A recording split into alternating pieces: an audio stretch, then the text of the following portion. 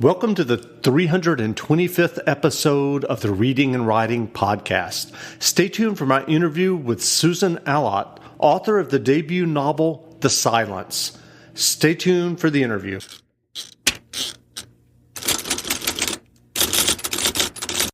Welcome back to the Reading and Writing Podcast. My guest today is Susan Allott. Allott's debut novel, The Silence, was recently published. Susan, welcome to the podcast. Hi, thanks for having me on. If someone listening hasn't heard about The Silence yet, how would you describe the novel? I would describe it as a mystery thriller. I've heard it described lots of ways, actually.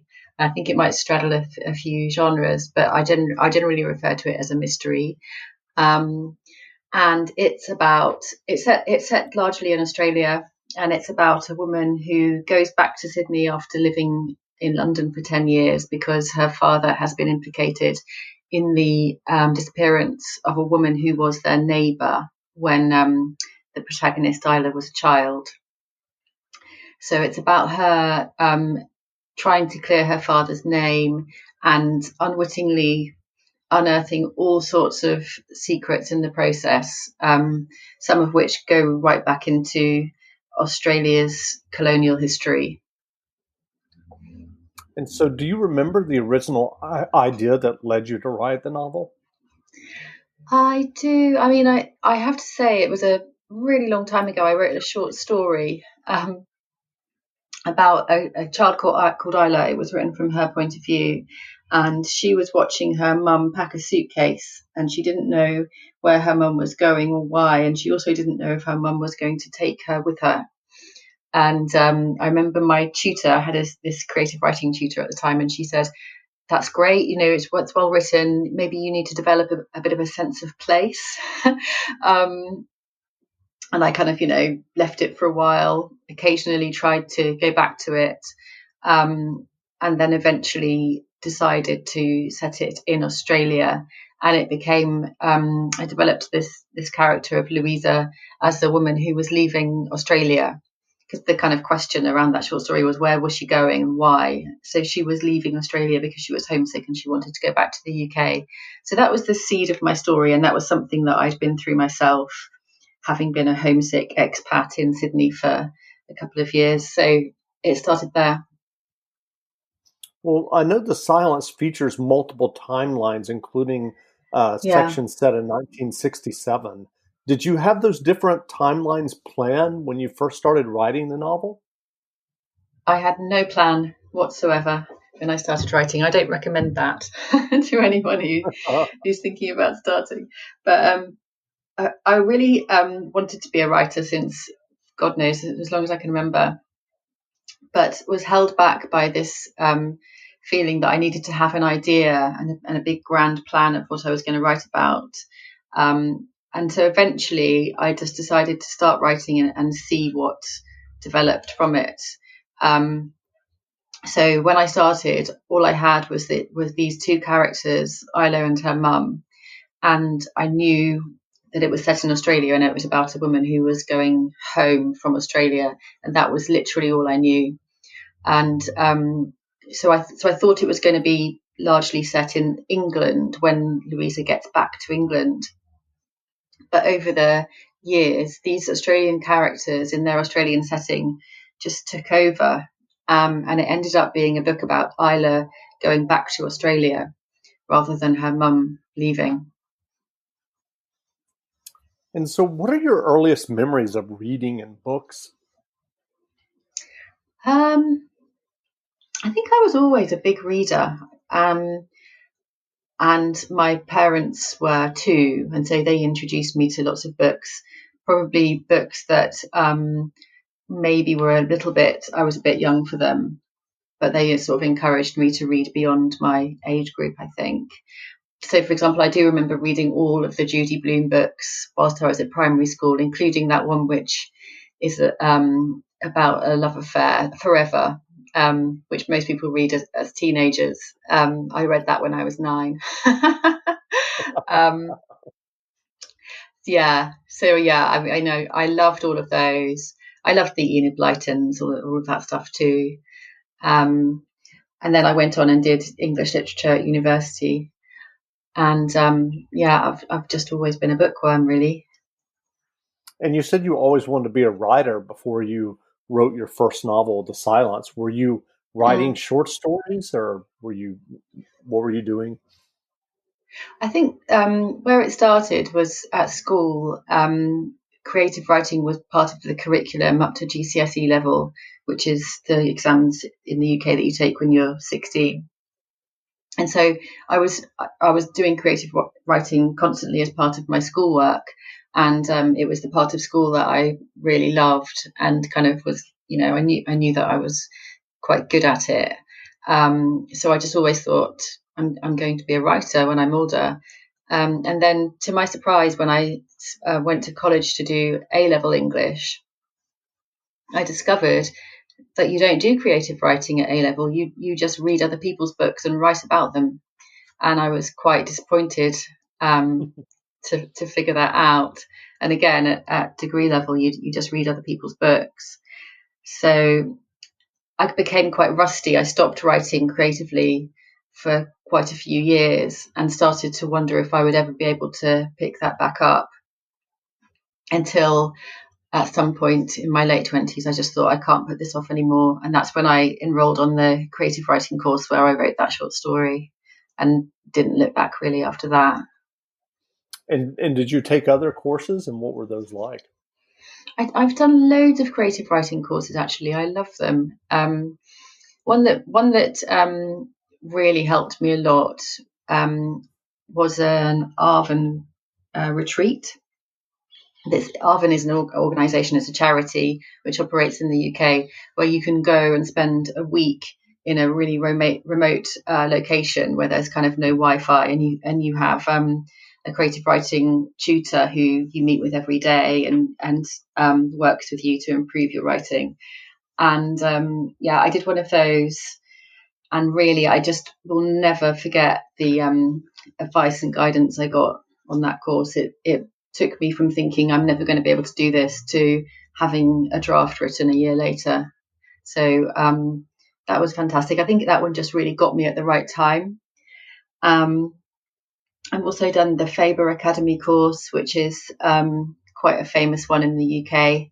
It lasts for 6 months, and at the end of it, you get to meet with literary agents. So you stand up, and it's absolutely terrifying. You stand up in front of a group of people and read. I think you only read for 2 minutes or something, but it feels like an hour. And Wow. everyone does that one by one, and then at the end of it, there's wine and nibbles, and you stand there with your writing buddies, hoping that one of these agents might stalk up to you with a business card. Um, yeah, That and sounds one of them awful. did, luckily, so it was worth it. But yeah, absolutely terrifying. So what was the path to publication like for The Silence, which is your debut novel? Um, I After I finished that Faber Academy course, I worked on my novel for about another year, and then I submitted it to a group of agents, and they all asked for the full manuscript, which is good. It's a reason to celebrate if that happens. So I signed with my agent, Nicola Barr, at the Bent Agency. I think at the end of, I might have this wrong, but I think it was in 2018, and she submitted it. We worked together on it for a few rounds of edits, and then she submitted it in 2019, and we had interest from HarperCollins within 24 hours, which was Wow, amazing. that's And great. then another publisher wanted it, and so they had a little bit of a kind of auction between the two of them, and HarperCollins won that. Wow, that's a great story. It was all very exciting.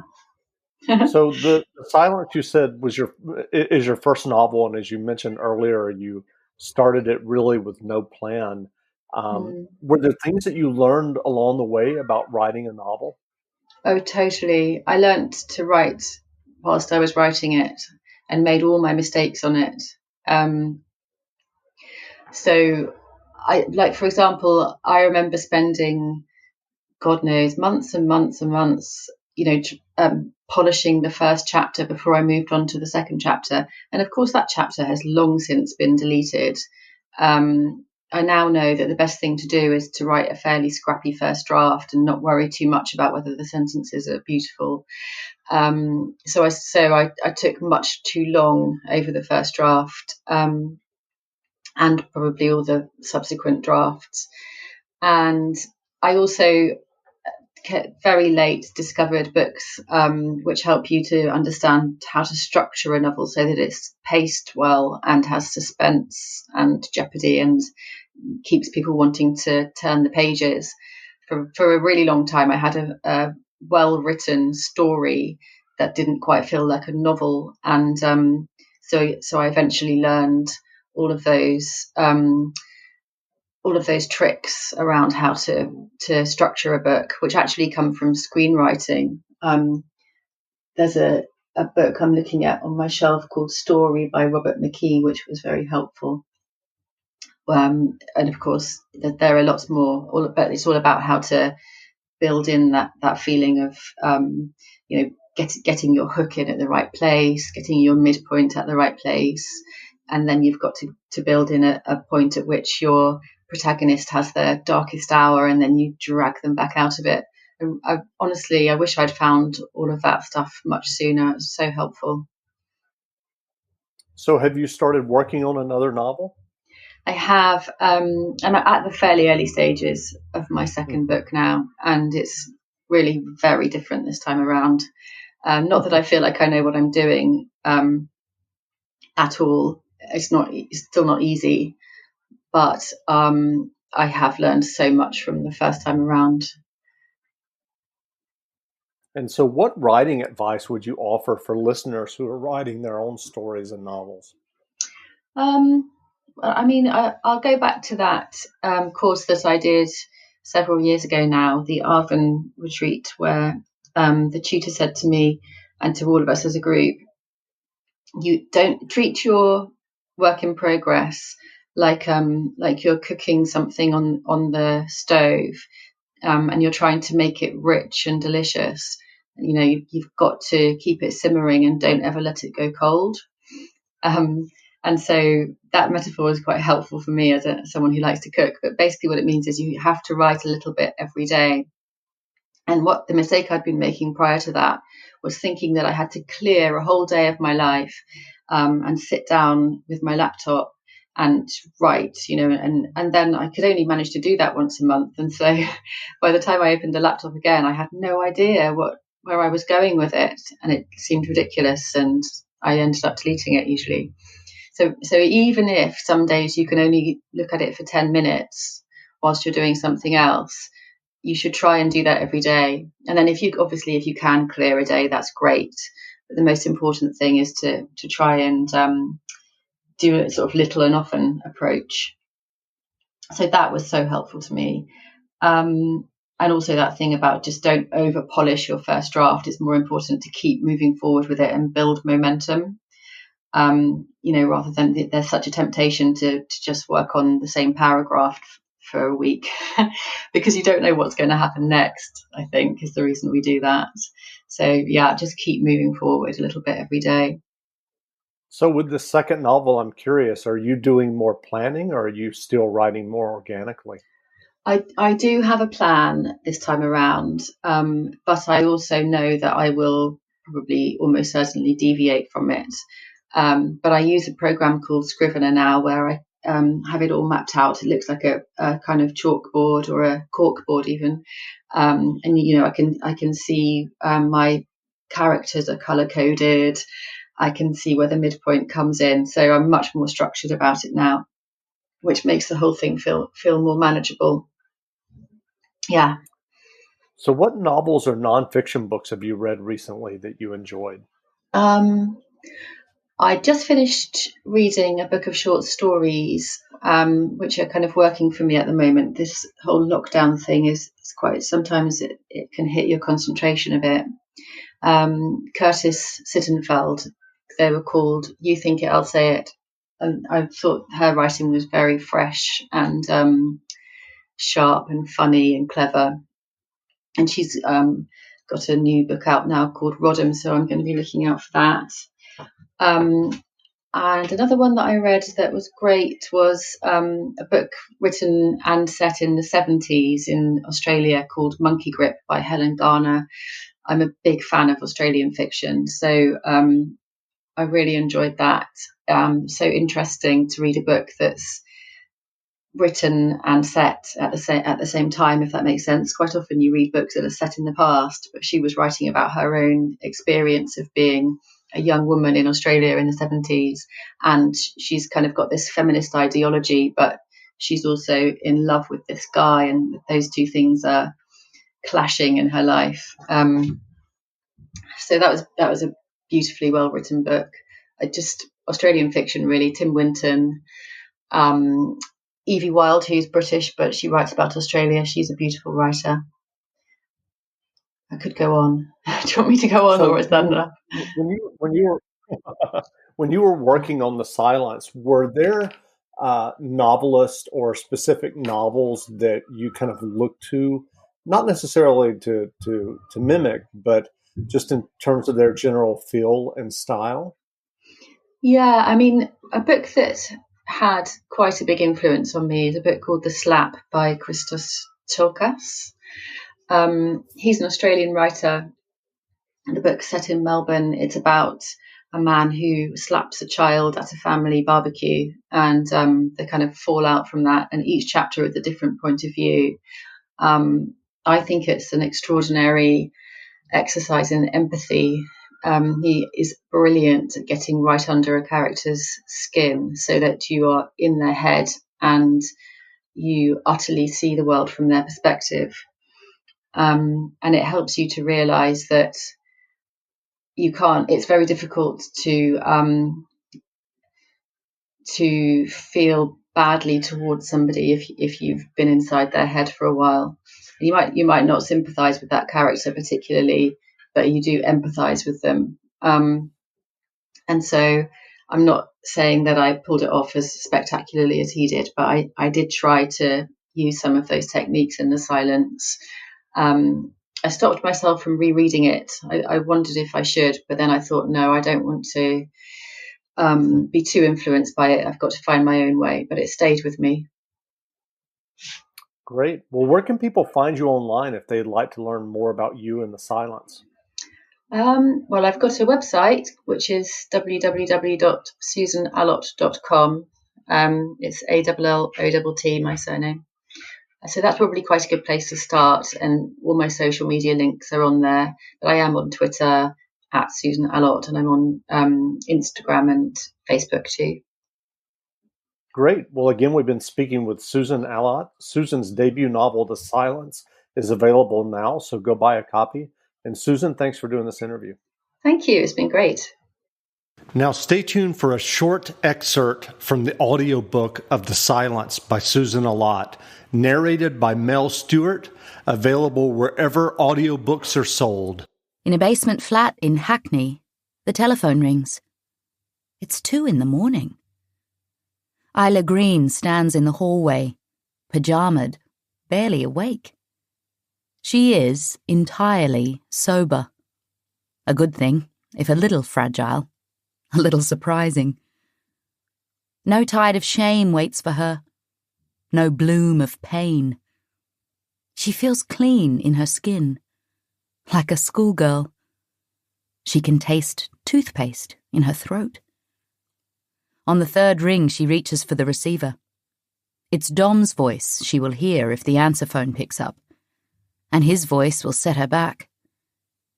It's 3 months since he left, and every day she means to wipe the message. She lifts it to her ear just in time. Hello? It takes her a second to place him. Dad? I didn't wake you, did I? She doesn't know why she's gripping the receiver, why a trill of fear has sounded in her head. It's good to hear her dad's voice, which is more Australian than her own these days. He's got the time difference wrong, that's all. At the end of the street, a police siren starts its upward loop and cuts out. Its blue light flashes silently. What time is it there? I don't know. She stretches her free arm above her head, arching her back. In the 8 weeks and 3 days since her last drink, she has been sleeping like the dead. Shall I call back later? It's fine. Is everything okay? I wanted to talk to you, he says. Your mother doesn't know I'm calling. She went into town. She sits down on the carpet. This is the thing she couldn't put her finger on, that she should have known was wrong from the start. Her dad hasn't called her in the decade she's lived in London. It's her mum who makes the phone calls, leaves messages on the answer phone. Her dad writes letters. He hates the phone. What is it? I didn't want you to hear it from your mother. She hasn't taken it well. I wanted to tell you myself. She drops her head between her knees. She thinks, if he's going to die, I'll need a drink. Cold, practical thoughts. She will finish this call and she will put her clothes on. There's an all-night takeaway at Clapton Pond where they sell 6 packs of beer under the counter. The police came to see me, he says. The police? They're looking for a woman I used to know. Isla lifts her head. She's sweating. She runs her hand through her damp hair. What woman? She was a neighbour of ours, back when we first moved to Sydney. You wouldn't remember. He coughs. It looks like she's been missing a long time. Nobody's seen her in 30 years. The police car crawls past outside, swinging its blue light across the walls. What's this got to do with you? The police think her disappearance is suspicious, he says. They think I was the last person to see her before she went missing. And were you? She tries to sound calm. Were you the last person to see her? I can't have been.